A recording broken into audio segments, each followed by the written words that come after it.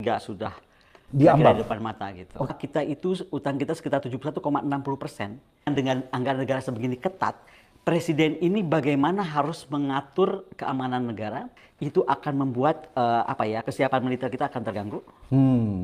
Prabowo yes, yang nggak yes itu kan Gibran. So we have to be very careful. Kalau memang Indonesia hebat nih, udah jangan cuma memaki-maki begini atau mau ini mau itu, enggak. Berani nggak kita boykot Israel? Assalamualaikum Ibu. Waalaikumsalam warahmatullahi Netizen, ini saya mau mengucapkan dulu nih selamat buat Ibu Koni karena beliau sudah meraih guru besar, profesor di St. Petersburg University. Oke, terima kasih Profesor Koni. Yes. Ini kita mencoba nih melihat konfigurasi Konfigurasi apa dunia? Konfigurasi politik dunia menjelang menjelang pertarungan atau peperangan. Belum seru. Ada prediksi orang bahwa akan terjadi perang dunia ketiga karena bukan orang, malah calon presiden kita terpilih Pak Prabowo menyampaikan kan langsung di DPR ya. Beberapa hari yang lalu bahwa perang dunia ketiga sudah diambang di depan mata gitu. Kalau menurut Ibu Koni, kalau presiden terpilih saja sudah memprediksi bahwa akan ada perang dunia ketiga, kan berarti Indonesia harus siap dong. Harus banget. Sebenarnya sih gini, menurut saya Pak Prabowo itu cuma peringatan kesekian kalinya ya. Jauh-jauh hari zaman Mas Andi Wijayanto itu masih jadi ketua Lemhanas. Pak Andi itu zaman Pak Panglima Yudo dengan kami itu dengan Mabes bikin kira-kira prediksi ke depan tantangan TNI itu apa. Menjelang pertemuan itu saya bertemu dengan ambasador Cina untuk Indonesia. Ketika kita berdiskusi dia bilang prediksinya dia perang Pasifik itu atau Cina akan tanda kutip nih dijailin Amerika Serikat, apakah lewat Laut Cina Selatan, apakah lewat Taiwan, itu di 2037. Jadi waktu saya langsung telepon Mas Andi gila nih, kita bakal perang 2037 Mas, kita hitung mundur nih. Bagaimana kita membangun postur, membangun organisasi, kesiapan doktrin baru dan lain dan sebagainya jelang perang itu. Wah serius lu, gua telepon deh katanya. Dubes Cina kan teman beliau juga. Dubes Cina bilang saya 2037. Mas Andi telepon 2035 perkiraan beliau. Jadi ada kemungkinan lebih cepat nih katanya sekitar 2 tahun. Itu perakiraan ya? Perakiraan. Dan kalau kita lihat konstelasi hari ini, efek dari Timur Tengah dan lain-lain bisa sangat-sangat lebih cepat. Itu kenapa saya pulang sebenarnya sebentar. Saya ini nggak lama nih pulang karena diizinkan. Pertama saya harus permit dari rektor. Ada 2 tugas saya mesti selesaikan. Karena gini Pak Abraham, Bapak kan pegang kartu saya sebagai profesor. Tapi sebenarnya saya juga merangkap sebagai Ambassador of Education and Science-nya Russia.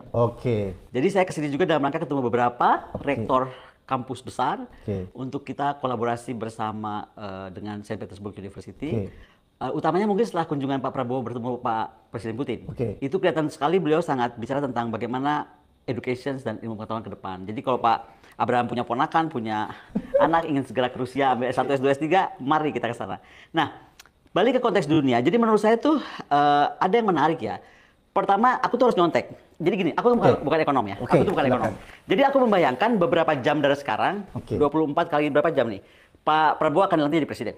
Ya, tanggal 20. Tanggal 20 kan? Aku nggak mau hitung tanggal. Itunya pakai jam aja. Jam. Jadi aku tuh tiba-tiba hitung ya. Kira-kira utang kita tuh sekarang berapa? Jadi itu problem yang dihadapi ya? Saya ngomong problem aja.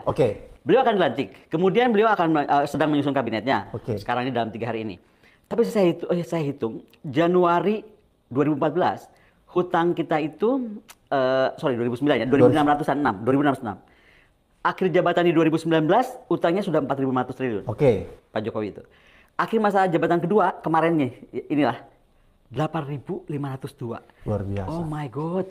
Rincian untuk 2024 ya. Januari 8,2 triliun, Februari 8,3, Maret 8,262, April 8,33. Juli aja nih ya, 8,5 triliun. Artinya apa? Utang kita sekitar 71,60% itu pinjaman domestik. Rasio utang terhadap PDB itu di bawah ambang batas 60%.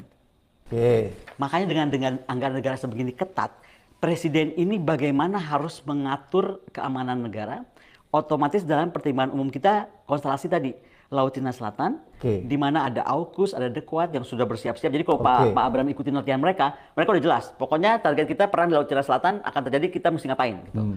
Nah, Indonesia ini punya anggaran terbatas. Sangat dong terbatas. Sekarang kita hitung aja dari utang segitu kapan jatuh tempo, berapa persen harus dibayar. Kalau nggak salah nih ya, pada tahun 2025, ini sumbernya tuh banyak nih, ada sekitar 90 sumber yang kita baca ya. Itu harus 552,9 triliun hutang. berapa sisa untuk kita running negara, untuk presiden terpilih kita ini running negara, sementara Indonesia kan nggak bisa dipindahin. Kalau Indonesia bisa disulap nih, aduh jangan di sini deh, pusing nih ya, kita pindahin ke tempat lain yang lebih aman, kutub gitu, kan nggak bisa. Nah, artinya apa? Lokasi strategis kita, kemudian anggaran pertahanan terbatas, itu akan membuat kesiapan militer kita akan terganggu. Pasti dong. Nah, dan bagaimana? Apakah kita sekarang sudah harus berpikir bersama-sama negara kawasan? Peran dalam stabilitas regional Indonesia harus memperkuat. Bu Kony, walaupun kita lihat utang begitu membesar, ekonomi kita semakin terpuruk, tapi saya lihat postur APBN kita, anggaran pertahanan keamanan untuk di zaman Pak Prabowo itu nanti agak meningkat daripada tahun-tahun sebelumnya. Apakah menurut Ibu Kony itu tetap tidak signifikan menghadapi ancaman-ancaman yang sifatnya? Enggak, kalau dihitung tuh, saya kan pernah terlibat banyak di Kementerian Pertahanan dan mendesain bagaimana anggaran pertahanan kita. Kalau Mas Andi tuh bilang saya tuh kamu tuh terlalu revolusioner. Karena saya nggak percaya kepada minimum essential force. Dari awal saya sudah bilang, konteks kawasan, konteks geopolitik dunia nggak menempatkan Indonesia sebagai negara harus minimum essential, tapi harus maksimum essential force. Dan kalau kita lihat zaman Presiden Soekarno saja kita baru negara merdeka, kan ada jalan keluar untuk membuat kita jadi macan terkuat di bumi bagian selatan. Kenapa sekarang nggak? Jadi itu yang harus dilakukan ya? Nah, dilakukan sampai begini, ini seru nih. Tadi malam kalau ditanya ngapain sih Bu Kony sekarang pulang? Tadi saya bilang ada tugas dari kampus. Ketika saya bertemu kemarin, beliau tuh kasih saya buku bagus. Metode Jakarta. Katanya ini tuh sedang hits banget. Saya juga nggak tahu, tapi karena dikasih dan saya baca sekilas. Ini adalah tentang bagaimana Amerika Serikat terlibat pada pembantaian tahun 65 dan konteksnya ke global situation today. Jadi ini kalau kita ngomong dan baca ini sekilas ya, kalau itu betul, ini kan ini sekalian penelitian dan ini orang, ini wartawan, sempat tinggal di Indonesia. Artinya dia tahu banyak dari data-data yang valid lah. Maka menurut saya nih kita tuh harus berpikir, apakah kita sekarang sudah harus memberanikan diri meminta Amerika Serikat?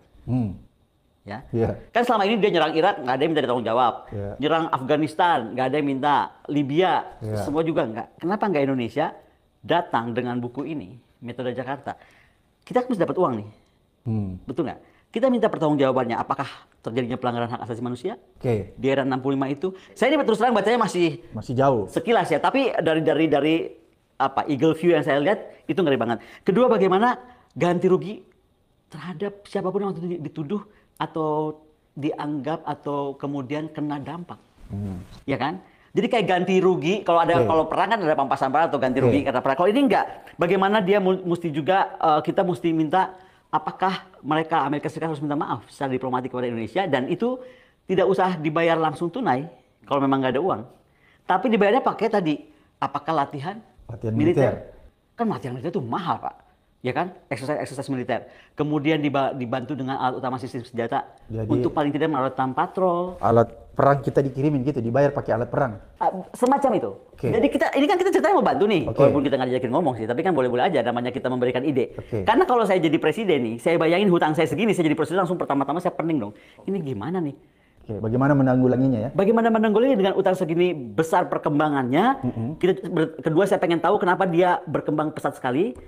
Yang ketiga diduga dia akan bayar pertama ini beliau begitu dilantik maka utang pertama yang harus dibayar tahun depan itu 552 triliun. Sisanya tuh berapa untuk running negara termasuk tadi defense untuk mempertahankan diri kita dari ancaman kawasan yang kalau sekarang baca apapun sudah diduga isu apakah Taiwan? Apakah isu Laut Cina Selatan? Tapi kalau saya bilang, even China sama Laut Cina Selatan nggak ngapa-ngapain, dampak Timur Tengah yang terus akan, kalau nggak bisa kita stop, ini akan kemana-mana, masuk ke Asia Tengah, masuk ke kita juga akhirnya. Jadi konflik di Timur Tengah antara Iran, Israel, Lebanon, dan Palestina, itu akan berdampak langsung ke Indonesia? Pasti dong, pasti. Ini bolanya itu akan besar. Makanya saya bilang yang lebih mengerikan kalau menurut saya ini kalau akhirnya Syiah dan Sunni bergabung, keren. Ini kita nggak tahu loh. Contoh gini lah, ada yang kemarin ngomong gini kan, dengan rame-rame ada korban. By the way kita turut simpati ya, ada korban dari tentara kita yang sedang bertugas menjadi korban ya. Tapi kalau saya terus membaca banyak komentar orang, oh kita tutup aja Malaka. Ya kan supaya apapun yang terlibat dengan mereka ini akan terganggu gitu. Karena ini kan kita uratnya di kawasan. Ada wacana begitu? Ada wacana kan, Bapak baca kan. Jadi wacana tentang menghukum Israel dengan cara begitu.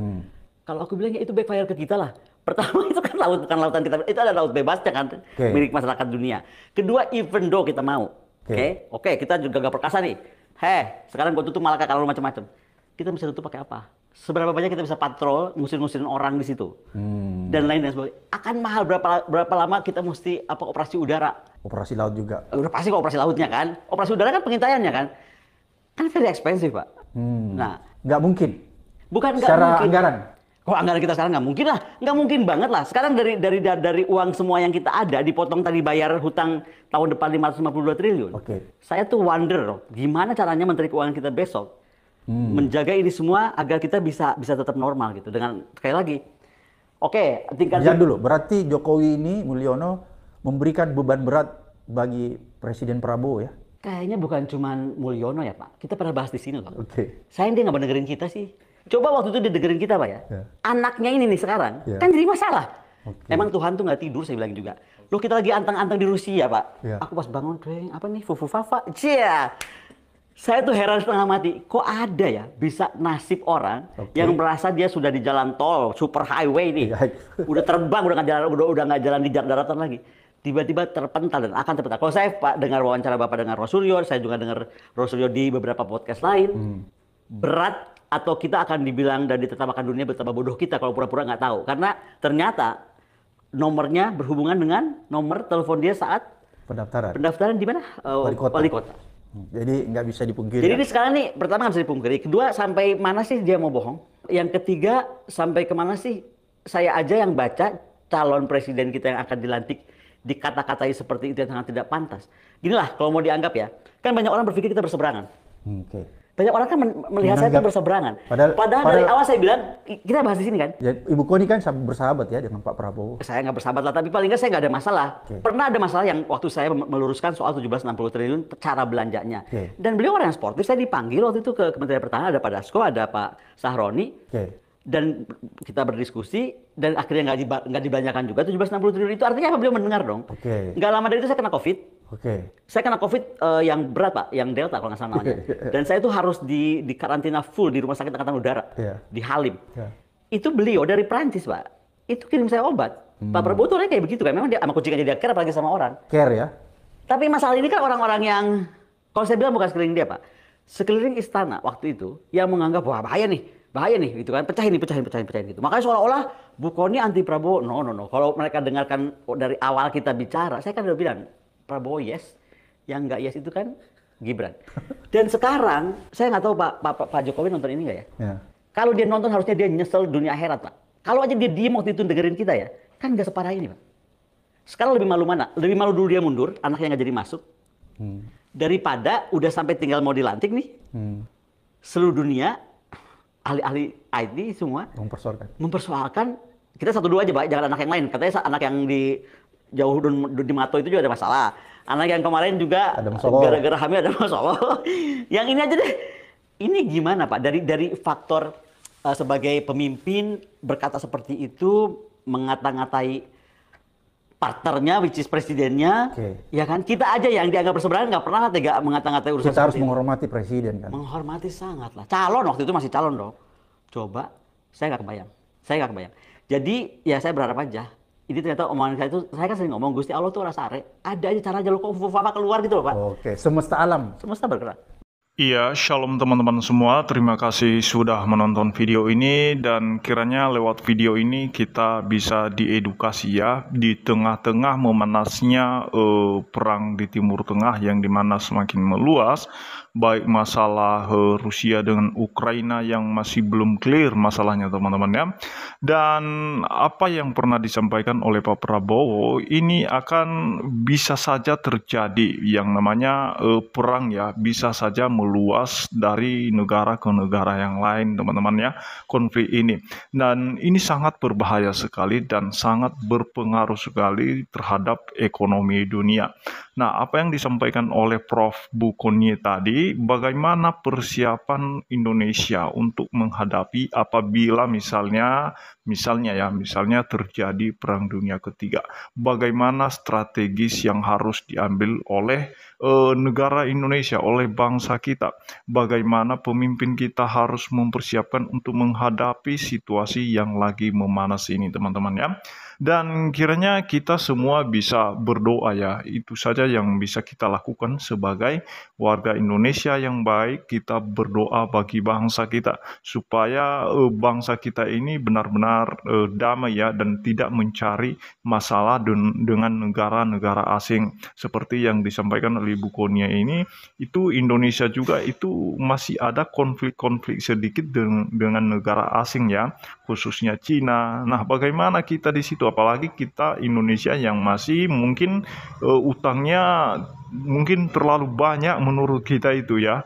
Ya, udah ribuan triliun teman-teman ya. Bagaimana cara menyelesaikan itu? Dan itu kalau tidak terbayar itu akan menjadi masalah ya. Kalau tidak sesuai dengan perjanjian-perjanjian antar kedua negara soal bayar utang piutang ini teman-teman. Nah, teman-teman, kita kembali kepada pembahasan bukunya. Mari kita sebagai orang Indonesia, apapun yang terjadi ke depan, kita harus siap menghadapinya. Dan terlebih yang bisa kita lakukan, kita berdoa khususnya untuk perdamaian dunia, supaya segera berakhir perang-perang yang terjadi di mana saja teman-teman, seperti yang terjadi di Rusia Ukraina dan juga di Timur Tengah ya, yang lagi memanas, yang sudah memakan korban jiwa ribuan orang, bahkan puluhan ribu teman-teman ya. Karena kalau tidak berhenti yang namanya perang itu, efeknya akan sangat buruk sekali bagi manusia. Pasti akan menimbulkan kelaparan dan juga menimbulkan kemiskinan. Itu saja yang perlu saya sampaikan. Kiranya Tuhan Yesus memberkati kita semua. Shalom.